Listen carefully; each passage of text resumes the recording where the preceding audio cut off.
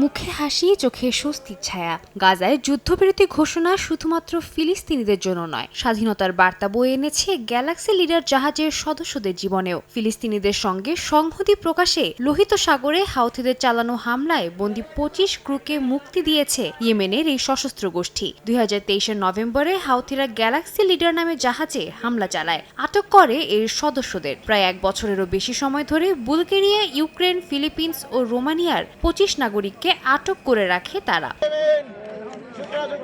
গাজায় যুদ্ধবিরতি কার্যকরের তৃতীয় দিনে ওমানে এই বন্দীদের মুক্তি দেয় হাউথিরা। বুধবার হাউথি মালিকানাধীন আল মাসিরাহ টিভিতে এ তথ্য জানানো হয়। দীর্ঘ সময় পর পরিবারের কাছে ফিরে যাওয়ার সুযোগ পেয়ে আনন্দিত জাহাজটির ক্রুরা।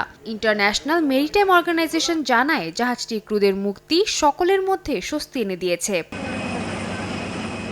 ইসরায়েলি হামলার শিকার গাজাবাসীর সঙ্গে সংহতি প্রকাশের উদ্দেশ্যে 2023 সালের নভেম্বর থেকে লোহিত সাগরে প্রায় 100টিরও বেশি জাহাজে হামলা চালিয়েছে হাউথি বিদ্রোহীরা। তাদের দাবি ছিল গাজায় যুদ্ধ বন্ধ না হওয়া পর্যন্ত এই হামলা অব্যাহত রাখবে তারা। উদ্দেশ্য ইসরায়েল এবং তার মিত্র দেশগুলোর বাণিজ্যে বিপত্তি সৃষ্টি করা। গত 1 বছরেরও বেশি সময় ধরে লোহিত সাগরে হাউথিদের চালানো হামলায় বেশ কিছু দেশ বাণিজ্যে ক্ষয়ক্ষতির সম্মুখীন হয়েছেন।